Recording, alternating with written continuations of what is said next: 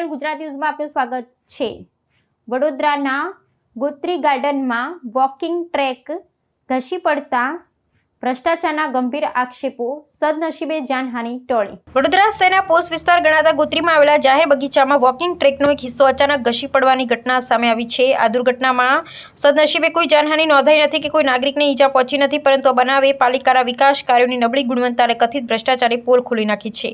પ્રાપ્ત વિગતો અનુસાર ગોત્રી વિસ્તારનું આ ગાર્ડન સ્થાનિક નાગરિકો માટે સવાર અને સાંજની નિયમિત કસરત તેમજ વોક માટેનું મુખ્ય કેન્દ્ર છે। રોજે રોજ સેંકડો લોકો અહીં સ્વાસ્થ્ય માટે આવતા હોય છે, ત્યારે વોકિંગ ટ્રેક આ રીતે ધરાશયી થવાથી લોકોની સુરક્ષા સામે ગંભીર જોખમ ઊભું થયું છે। આ ઘટનાએ મોર્નિંગ વોકર્સ અને સ્થાનિકોમાં ભયનો માહોલ સર્જાવવાની સાથે સાથે કામગીરી કરનાર એજન્સીની પારદર્શિતા પર સીધા સવાલો ઊભા કર્યા છે। આ બનાવના પગલે સ્થાનિક રહીશો અને જાગૃત નાગરિકોમાં તંત્ર સામે ભારે રોષ જોવા મળી રહ્યો છે। લોકોએ કામગીરીમાં મોટા પાયે ગેરરીતિ અને હલકી કક્ષાના મટીરીયલના ઉપયોગનો આક્ષેપ કર્યો છે।